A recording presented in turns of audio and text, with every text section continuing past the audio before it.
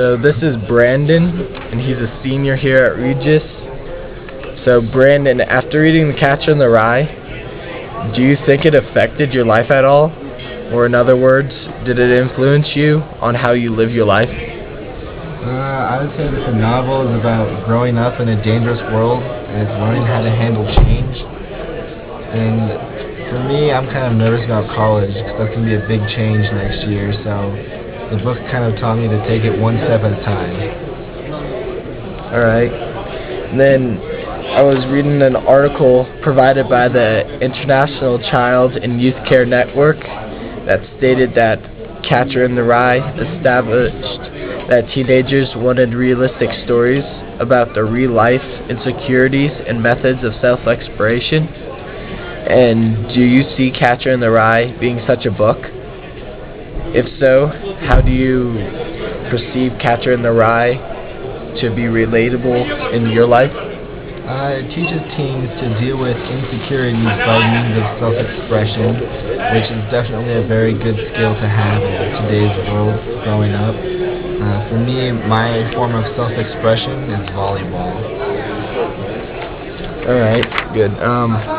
Then according to an article from the New York Daily News, Nancy Mills addresses that the fact of phonies or hypocrites recurring throughout the book. And she also addresses that teenage boys can relate to this. Do you see it in your community here at Regis? Or like at home? People whose actions in general look down on others are really just the insecure phonies of the world, and they have a false sense of self-expression. To correct this, they just teach them how to correctly express themselves in a way that doesn't hurt other people and is not against them. Yeah, so I really understand that. And then finally, one last question.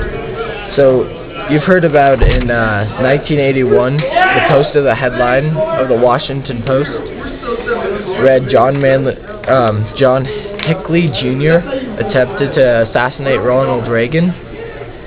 Then when more reports came out to why he did this, many conspiracists believe that he was influenced by The Catcher in the Rye, seeming that he had a copy of the book on his person at the time of the shooting. So my question, I guess, to you is, do you think the book can be persuasive to influence radical behaviors or any behaviors at all? I could see how this book would cause you to want to be your own person, but once again, only the phonies would really express themselves in a way that's harmful to others. And it would really take a person who's sick or who would take the book wrongly to cause him to cause physical harm to someone else.